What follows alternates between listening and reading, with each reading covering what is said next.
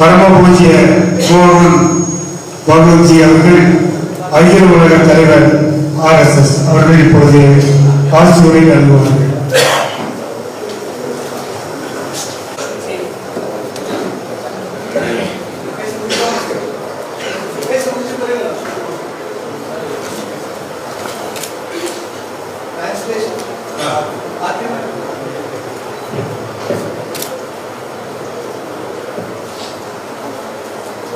परम श्रद्धेय श्री ज्ञान गुरु शिवलिंगेश्वर स्वामी जी महाराज,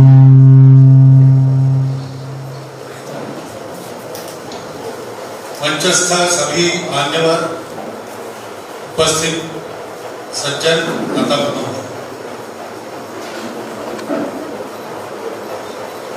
स्वामी जी का मेरा परिचय बहुत पुराना है और स्वामी जी बहुत उत्कटता से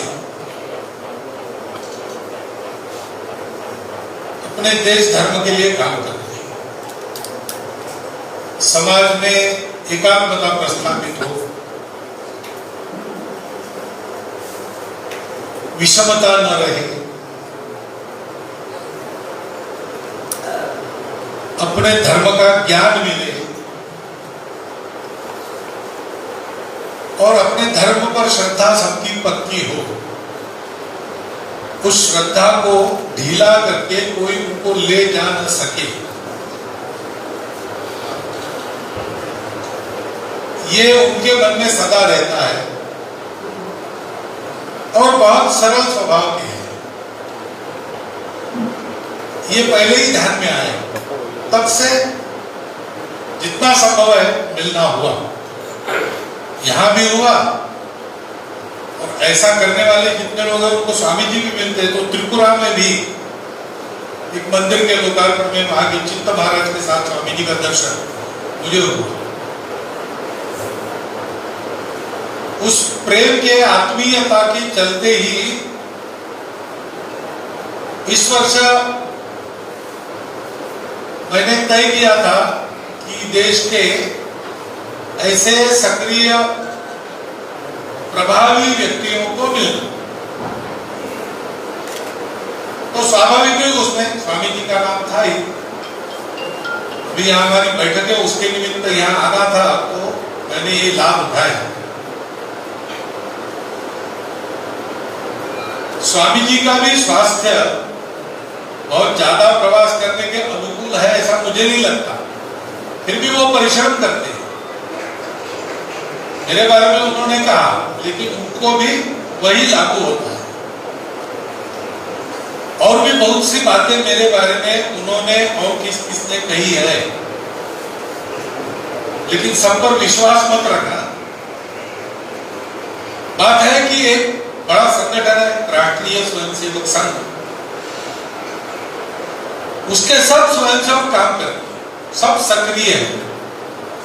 जो परिणाम आज देश में दिख रहे हैं, श्री राम मंदिर बन रहा है, देश की प्रतिष्ठा दुनिया भर में बढ़ गई है, इसके पीछे किसी एक का परिश्रम नहीं है, संघ के सब स्वयंसेवकों का परिश्रम है, हिंदू समाज के सब लोगों का परिश्रम है। अब सामने किसी न किसी को रहना पड़ता है, तो संघ ने मुझे सामने रखा है। श्रेय सब समाज का और संघ का, मेरा नहीं। अपने देश में ऐसे बहुत बड़े बड़े काम होते आए प्राचीन समय से,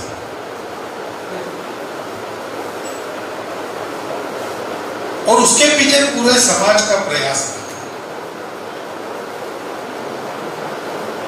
अब आज एक किताब है,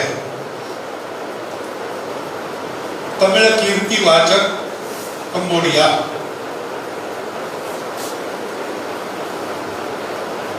तो कितने लोगों ने प्रयास किया होगा।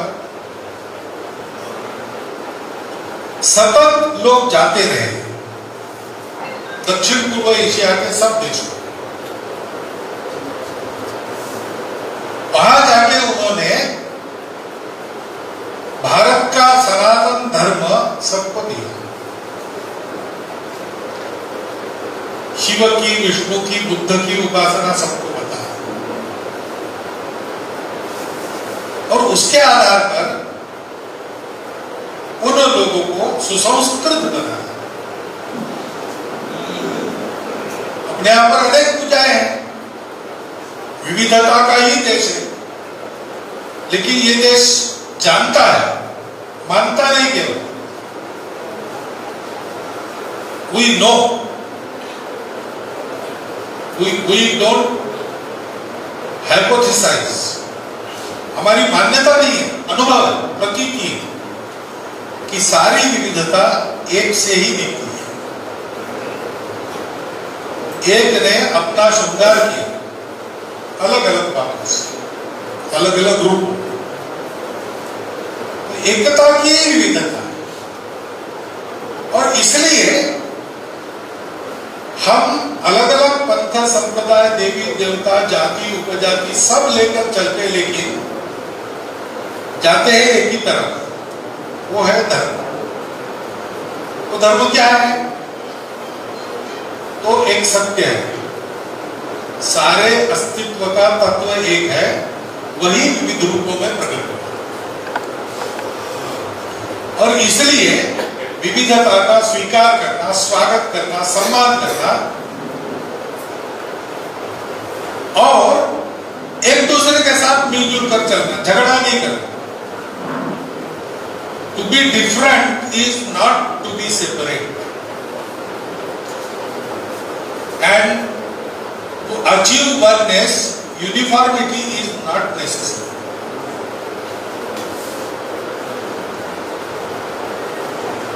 Diversity has to work together and can work together because it is product of unity. ये सत्य है, इस सत्य को लेकर भारत बना है,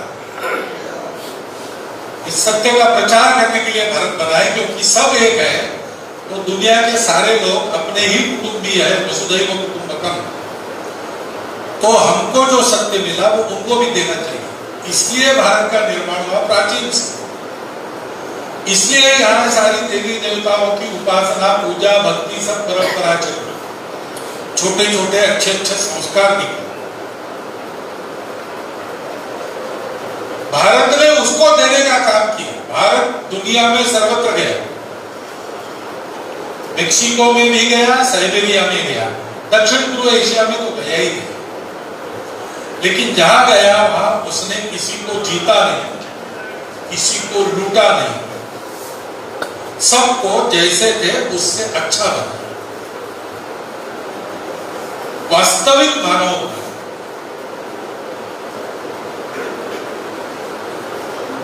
क्योंकि उसके हृदय में इस सत्य के कारण, भारत के मन में करुणा है, सब अपने हैं, सबका दुख मेरा दुख है, किसी को दुखी नहीं रहने,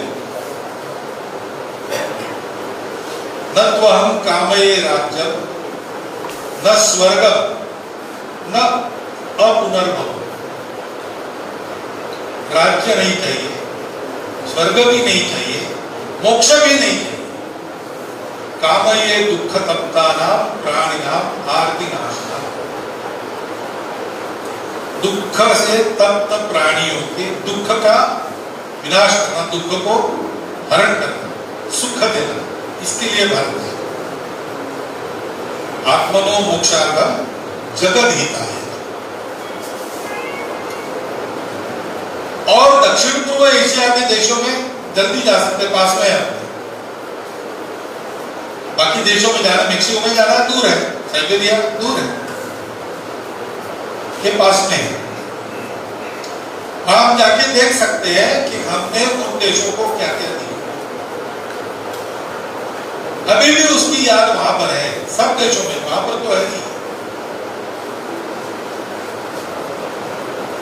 सत्य, करुणा, अंतर्बाह्य पवित्रता, शुचिता, और इसके लिए परिश्रम, तपस, ये चार मूल्यों वाला जीवन हमने उनको दिया। यही धर्म है,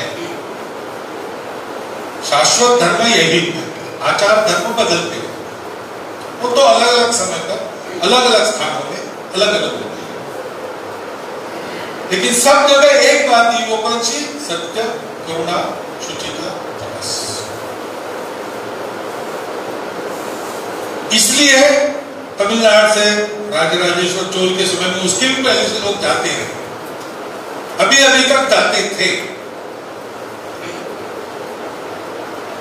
तो वो तमिल कीर्ति वाचक बन गया, यानी भारत कीर्ति वाचक बन गया, यानी धर्म कीर्ति वाचक बन गया। बाकी लोगों ने तलवार के भरोसे या सेवा का भी उपयोग करके बाकी देशों को जीत लिया। उन्होंने दिग्विजय किया, वो दो प्रकार का था, एक है असुर विजय, दूसरा है धन विजय। असुर विजय वो होता है जो जिनको जीतते हैं उनका विध्वंस पूर्ण समाप्त कर। दुनिया में ऐसा करने वाले लोग हैं, तब भी थे, हमने भी उनको झेला। और धन विजय करने वाले लोग विध्वंस तो नहीं करते, लेकिन पूरा धन निकाल देते।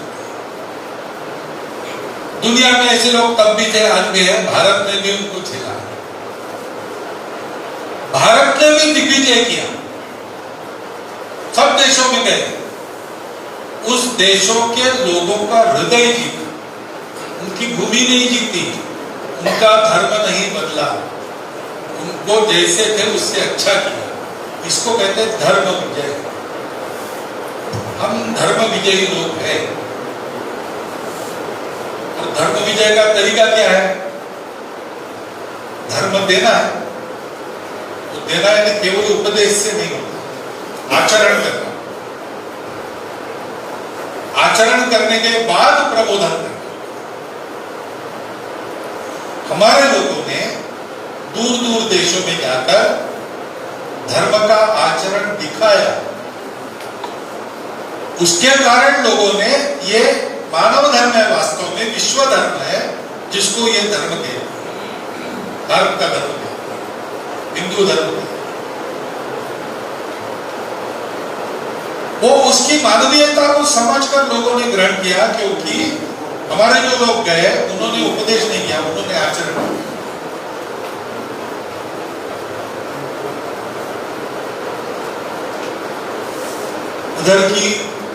उधर के लोग पहले कपड़े नहीं पहनते, नग्न रहते, मालूम नहीं।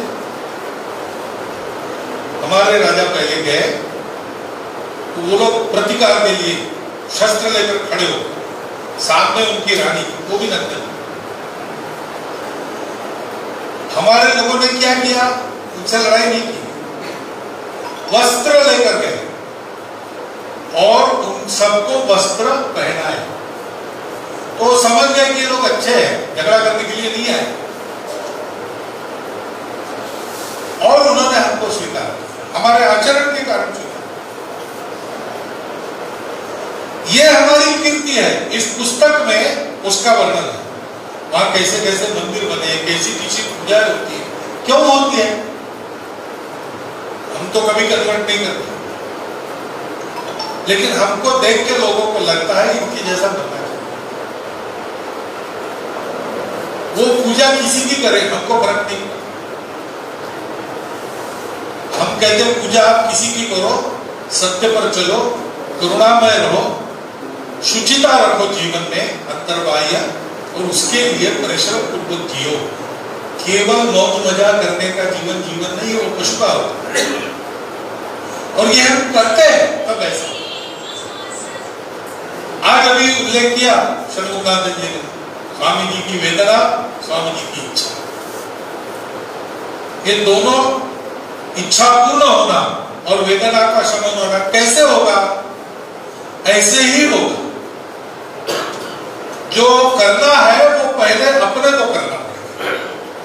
मेरे मन से भेद हट जाए, मेरे मन में अपने धर्म के प्रति प्रखर श्रद्धा होनी चाहिए, अपने धर्म का आचार मेरे मन में मुझे स्मरण रहना चाहिए, उसका आचरण मैंने करना चाहिए और अगली पीढ़ियों को भी पहुंचाना चाहिए। मेरे मन में कोई भेद नहीं रहे,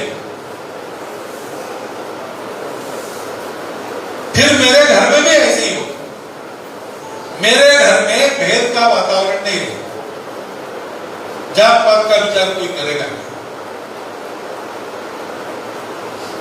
और मेरे घर में अपना जो संस्कार है परंपरा से आने वाला वो चलता रहेगा।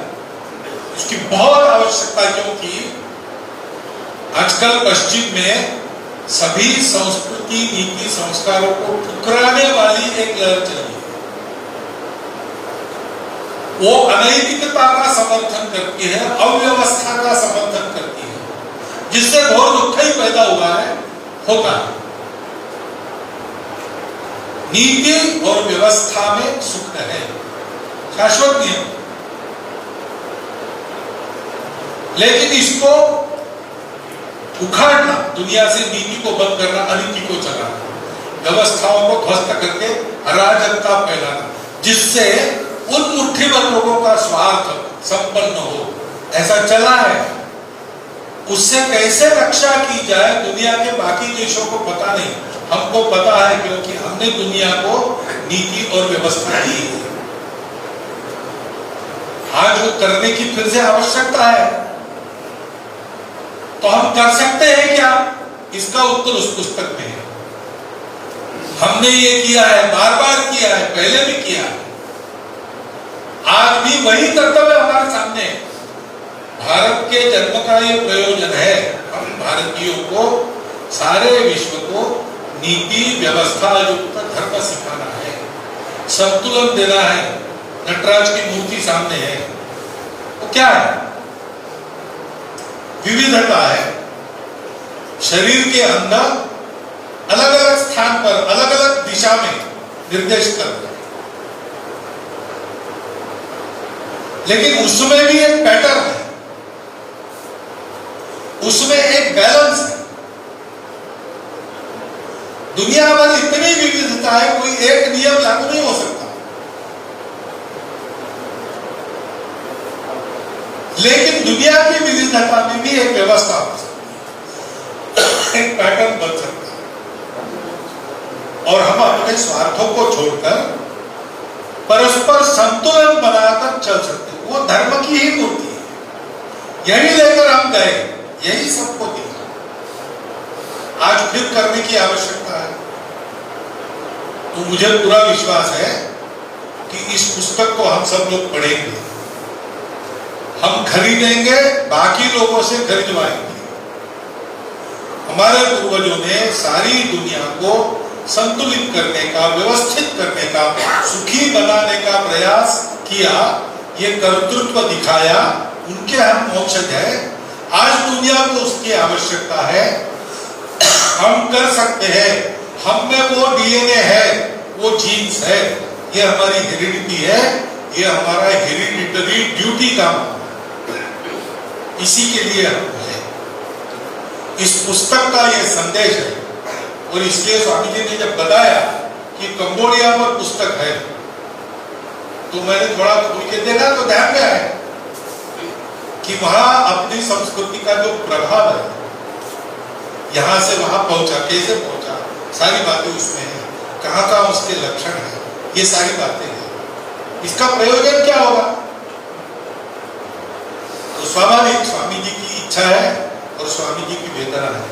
स्वामी जी भी अपनी इच्छा पूर्ति का प्रयास करते हैं, अपनी वेदना को शमन करने का प्रयास करते हैं, हम सब करेंगे तो सारी दुनिया से ऐसी वेदनाएं नष्ट हो जाएगी, और सारी दुनिया की ऐसी जो इच्छाएं हैं वो पूरी हो जाएगी। हमको भी उन बातों से लड़ना पड़ रहा है, विषमता से, मतांतरण से, जो वास्तव में मानवता के विरुद्ध अपराध है। उसे लड़ना है तो कैसे लड़ना है? जो पॉजिटिव है, सकारात्मक है, उसको बढ़ाना है। हमारे पूर्वजों ने इस सकारात्मकता का जो आदर्श रखा, वो आपके सामने इस पुस्तक के रूप में है, और इसलिए इस पुस्तक को प्रकाशित करने के लिए, लिखने के लिए स्वामी जी सहित सभी संबंधितों का मैं अभिनंदन करता हूं, और आप सब लोगों को इस पुस्तक को पढ़कर प्रेरणा लेकर वेदना का शमन और इच्छाओं की पूर्ति इस उद्योग में लग जाने का विनम्र अनुरोध करता हूँ, आह्वान करता हूँ। और आपने मेरी बातें सुन ली, हिंदी समझना आपको कठिन है, फिर भी लंबे समय तक आप सुनते रहे, इसलिए कृतज्ञता पूर्वक आपका धन्यवाद करता हूँ और मेरे 4 शब्द समाप्त करूँ।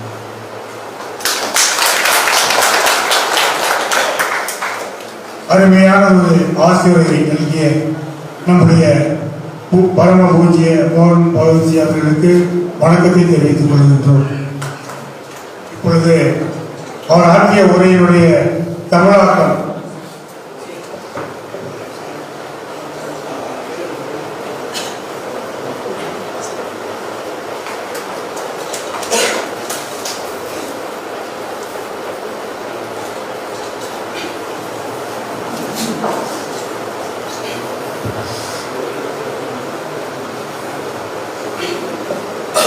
पूजनीय सरसंघचालक சுருக்கமான தமிழாக்கம் சொல்றேன்.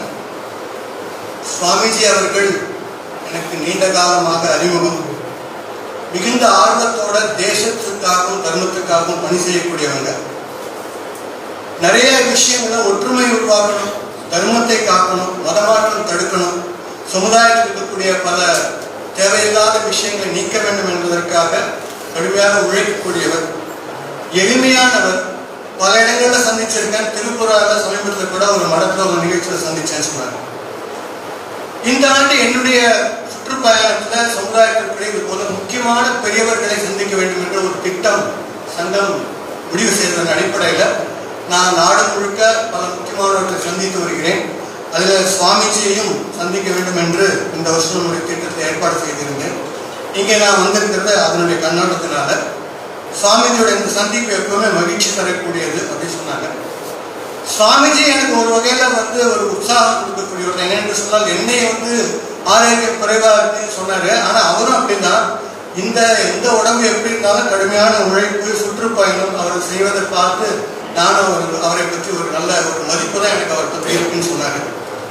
என்னை பத்தி பல பேர் சொல்லும் போது பல விஷயங்கள் சொன்னாங்க. அதெல்லாம் கணக்கு வச்சுக்காதீங்க. ஏனென்று சொன்னால், எல்லாத்துக்கும் பெருமைக்குரியவர் நான் அல்ல, நம்முடைய அமைப்பு ராஷ்டிரிய சுயம்சேவக சங்கம். அதுதான் அத்தனைக்கும் காரணம். சங்கத்துடைய சுயம்சேவர்கள் சமுதாயம், இந்து சமுதாயம் தான் எல்லா விதமான மாற்றங்களுக்கும் அடிப்படை. இப்பொழுது எனக்கு அதற்கு தலைமை தாங்கக்கூடிய பொறுப்பு கொடுத்திருக்கிறதுனால அந்த இடத்துல உட்கார்ந்துருக்கேன் அப்படி சொன்னாங்க. அது ராமர் கோவிலாக இருக்கலாம், எந்த பிரச்சனையாக இருந்தாலும் பல விஷயங்கள்ல மாற்றத்தை ஏற்படுத்துவதற்கு அமைப்பும் இந்து சமுதாயம் தான் காரணம் என்பதை நம்ம மனசு வைத்துக்கணும்னு சொன்னாங்க.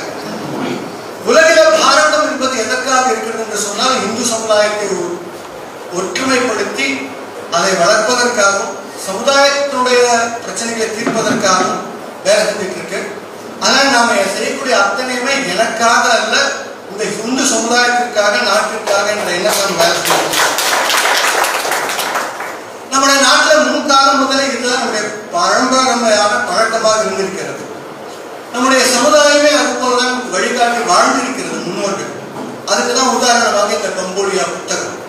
தென்கிழக்கு நாடுகள்ல பாரதத்திலிருந்து போனவர்கள் அங்க நம்முடைய முன்னோர்கள் எந்த அளவுக்கு ஒரு பெரிய தாக்கத்தை ஏற்படுத்தினார்கள் என்பதை அந்த புத்தகத்தை ரொம்ப தெளிவா சாமி சொல்லியிருக்காரு, படிக்கணும் சொன்னாங்க. வேற்றுமை ஒற்றுமை தான் நம்ம இந்து தர்மத்துடைய சிறப்பு அம்சம். நமக்கு தெரியும், பல்வேறு வேறுபாடுகள், உணவு, உடை, மொழி, பழக்க வழக்கம், ஆடு, செயல்பாடு எல்லாம் இருந்தாலும் கூட இது அனைத்திலும் ஒற்றுமையை காணக்கூடியது இந்த பாரத நாடு இந்து தர்மம் மட்டும்தான். இந்த தர்மத்தினுடைய அடிப்படையில் நம்ம முன்னாக்கிறதுனால நமக்குள்ள அந்த வேற்றுமை என்பது நம்ம கலாச்சாரத்துக்கு ஒரு சிறப்பு. அதை நாம் உணரணும், அதை நடக்கிறதுக்கு முயற்சி பண்ணணும். அதனால நம்ம சொல்றோம், உலகம் முழுதும் ஒரு குடும்பம், வசுதெய்வ குடும்பம்னு சொல்றோம். பல்வேறு வழிபாடுகள் இருந்தாலும் கூட அது செய்வோம், வைணவம், சாப்பிட்டு எப்படி இருந்தாலும் கூட அனைத்துமே ஒரே இறைவனுடையது தான் என்கிற இந்த கொள்கை நம்முடைய இது அப்படி சொல்றோம். அப்படி அதனாலதான் நம்ம பார்த்தோம்னா மெக்சிகோவா இருக்கலாம், அது சைபீரியாவா இருக்கலாம், எல்லா இடங்களிலும் நம்முடைய கருத்துக்கள் கொண்டு போய் சேர்க்கப்பட்டிருக்கிறது. எந்த இடத்திலையும் பாரதம் எல்லாருமே கூட வெற்றி கொள்ளவில்லை. அவர்களை அத்தனை பேரும் நல்லவர்களாக மாற்றினார். அவர்கள் மீது போர் கொடுத்து வெற்றி கொள்ளவில்லை, அவர்களுக்கு பண்பை கொடுத்தது. இதை நம்ம புரிஞ்சுக்கணும் சொன்னார். அதுக்கு உதாரணமாக எனக்கு அரசு தேவையில்லை, ஆட்சி தேவையில்லை, மக்களுடைய நலன்தான் எனக்கு முக்கியம் என்று வாழ்ந்தவர்கள் இந்த நாட்டில் இருந்தாங்க அப்படின்னு நட்பாம் காமேயராஜன் என்ற பிரதிதேவர்கள் சுபாஷித்தர்கள் சொன்னாங்க. இதுதான் உண்மையான பாரதம். பாரத நாட்டில் வசிக்கக்கூடிய ஒவ்வொருத்தர் உள்ளத்திலேயும் மற்றவர்களின் நன்மைதான் என்னுடையது என்று வாழ்வது நம்முடைய பண்பு. அதை நாம் ஞாபகம் வைத்துக் கொள்ள வேண்டும் என்று சொன்னார்கள். ஒரு 4 விஷயங்கள் நம்முடைய சமுதாயத்தின் அடிப்படையாக இருக்கிறது. அதை வலிமைப்படுத்த வேண்டிய கட்டாயத்தை நாம் இருக்கணும்னு சொன்னாங்க. உண்மை, தூய்மை, அன்பு, தவம். இந்த 4 விஷயங்கள் இந்த பாரத நாட்டுடைய பண்பாட்டுடைய அடையாளம். அதனால இந்த விஷயத்தை தான் இந்த தமிழ்நாட்டுடைய மன்னர்கள், சோழ மன்னர்கள் தர்மம் என்ற பெயரில் உலகம் முழுக்க கொடுத்திருக்கிறார்கள். அதனால நம்முடைய உண்மையையும், அன்பையும், கருணையையும், தூய்மையையும் தவத்தின் மூலமாக மக்கள் சொல்லிக் கொடுக்கின்றது நம்முடைய பண்பு. உலகத்தில் மற்றவர்கள் எல்லாம் வாழ்கொண்டு சேவை செய்கிறோம் என்று மிரட்டி மதமாற்றம் செய்தார்கள். அசுர விதை, அசுரர்களுடைய வெற்றியை போன்றது. ஆனால் நம்முடைய பாரத நாடு என்பது தர்மத்தின் அடிப்படையில் வெற்றி கொண்டிருக்கிறது இந்த உலகத்தை. எப்படி என்று சொன்னால் தர்மத்தை அவர்கள் சொல்லிக் கொடுத்திருக்கிறது, நான் பண்புகளை சொல்லிக் கொடுத்திருக்கிறது. இந்து தர்மம் தான் என்னுடைய அடிப்படை என்பதை உலகத்துக்கு உயர்த்தின காரணமாக அவர்களை நாம் வெற்றி கொண்டிருக்கிறோம் உலகம் முழுவதும். உலகத்துல போனப்போ நாகரிகமே இல்லாமல் உடையுடுத்த கூட தெரியாமல் வாழ்ந்த காலத்துல நம்முடைய முன்னோர்கள் அவர்களிடம் சென்று அவர்களுக்கு பண்புகளை கற்றுத் தந்தார்கள். அதனால அவர்கள் நம்முடைய நடத்தையை கொண்டு நம்முடைய பண்பை பார்த்து நம்மோடு இணைந்தார்கள், நம்மை மதித்தார்கள். இதுதான் நம்ம நாட்டுடைய பண்பாடு. எங்கு போனாலும் நம்ம பாரத நாட்டை சேர்ந்தவர்கள் இந்துக்கள் நம்முடைய தர்மத்தை சொல்லிக் கொடுத்தார்களே தவிர யாரையும் வெற்றி கொள்ள வேண்டும் என்று வாழ்ந்தே இல்லை. இந்த புஸ்தகம் அதை உறுதிப்படுத்துகிறது. அது அப்படின்னு சொன்னாங்க. வழிபாடு எதானாலும் அடிப்படையில் நமக்கு இந்த விஷயம் தான் இருக்கணும். நேர்மை இருக்கணும், உண்மை இருக்கணும், அன்பு இருக்கணும், கருணை இருக்கணும், தவம் இருக்கணும். இதை நாம வாழ்க்கையில கடைபிடிக்கணும் அப்படின்னு சொன்னாங்க. சுவாமிஜியுடைய வாழ்க்கையில அவருக்கு 2 விஷயம் இருக்குன்னு சொன்னார். சண்முகாந்தி அவர்கள் சொல்லும் பொழுது அவருக்கு ஒரு வேதனை இருக்கிறது மனதில். இந்த ஏற்றத்தாழ்வுகளை குறித்து ஒரு கஷ்டம் இருக்கிறது, அவருடைய ஆசை இருக்கிறது. என்ன என்றால் அது மதமாற்றம் தடுக்கப்பட வேண்டும் என்று. அது எப்படி நடக்கும் என்று சொன்னால் என்னுடைய வாழ்க்கை நான் கடைபிடிக்க வேண்டும், அதை அடுத்த தலைவருக்கு சொல்லிக் கொடுக்கணும். நம்முடைய வீட்டில் நான் ஏற்றத்தாழ்வுக்கு இடம் கொடுக்க மாட்டேன் என்று நாம் வாழ வேண்டும். நம்முடைய வீட்டில், நம்முடைய குடும்பத்தில், நம்முடைய உறவினர்கள் கிட்ட மத மாற்றத்தை அனுமதிக்க மாட்டேன் என்று நாம் வாழ வேண்டும். அப்படி நாம் வாழ்ந்தோம் என்று சொன்னால் நம்மிடம் தோன்றும் பொழுது ஒட்டுமொத்த சமுதாயத்தில் வரும். அதுக்கான வேலை நம்ம செய்யணும்னு சொன்னாங்க. இதுக்கெல்லாம் அடிப்படை என்பது குடும்பம், வீடு. அதனால இந்த வீட்டையும் குடும்பத்தையும் பாதுகாக்க வேண்டிய பொறுப்பு நமக்கு இருக்கிறது. ஏன்னு சொன்னால் இந்த மேற்கத்திய நாகரிகத்தின் காரணமாக நம்ம மேல மிகப்பெரிய ஒரு தாக்கம் ஏற்படுத்தி கொண்டிருக்கிறார்கள். இதிலிருந்து விடுபட்டு நம்முடைய பாரம்பரியம், நம்முடைய பழக்க வழக்கங்கள், பண்பு இவற்றை எல்லாம் நம்முடைய குடும்பங்களுக்கு சொல்லிக் கொடுத்து இந்த கட்டமைப்பு மாறாமல் நம்ம சமுதாயத்தை காக்க வேண்டிய பொறுப்பு நமக்கு இருக்கு. இதை நாம செய்யணும் அப்படி சொன்னாங்க. உதாரணமாக இங்கிருந்து நடராஜர் சிலை உதாரணமாக சொன்னாங்க. பாருங்க, கை காலையெல்லாம் வேறு வேறு திசைகள் இருக்கிறது. ஆனாலும் கூட இது அனைத்தும் உணர்த்துவதுன்னா இவ் அனைத்தும் ஒன்றின் பல வடிவம் என்பதை உணர்த்துகிறது. இதை நாம் உணர வேண்டும். இந்த புஸ்தகத்தை நாம் வாங்கணும், படிக்கணும், பல பேருக்கு படிக்க சொல்லணும் அப்படி சொன்னாங்க. இந்த கம்போடியா பத்தி புஸ்தகத்தை நான் பார்க்கும்போது எனக்கு பார்த்து புரிந்தது என்னவென்று சொன்னால், இந்த நாட்டினுடைய டிஎன்ஏ, மக்களுடைய டிஎன்ஏலே இது இருக்கு. எங்க போனாலும் தர்மத்தையும் பண்பையும் சொல்லிக் கொடுக்கக்கூடிய பழக்கம் இருக்கு. அதனுடைய வெளிப்பாடு தான் இந்த மிகப்பெரிய அந்த கோவில் அப்படின்னு சொன்னாங்க. கடைசியா ஒரு விஷயம் சொன்னாங்க. சுவாமிஜிக்கு எப்படி இந்த ஏற்றத்தாழ்வுகள் நீக்க வேண்டும் என்ற கவலை இருக்கிறதோ, எப்படி மதமாற்றம் தடுக்க வேண்டும் என்ற எண்ணம் இருக்கிறதோ, அதன் வேறுபாடுகள் களையப்பட வேண்டும் என்று இருக்கிறதோ, அதே போல நம்முடைய வாழ்க்கை நாம் கடைபிடிக்க வேண்டும். நாம் அத்தனை பேருமே கூட இந்த விஷயங்களை செய்ய வேண்டும் என்று கேட்டுக்கொள்கிறேன். இவ்வளவு நேரம் பொறுமையாக ஹிந்தி உரையை கேட்பதற்காகவும் நான் உங்களுக்கு என்னுடைய வணக்கங்களையும் மகிழ்ச்சி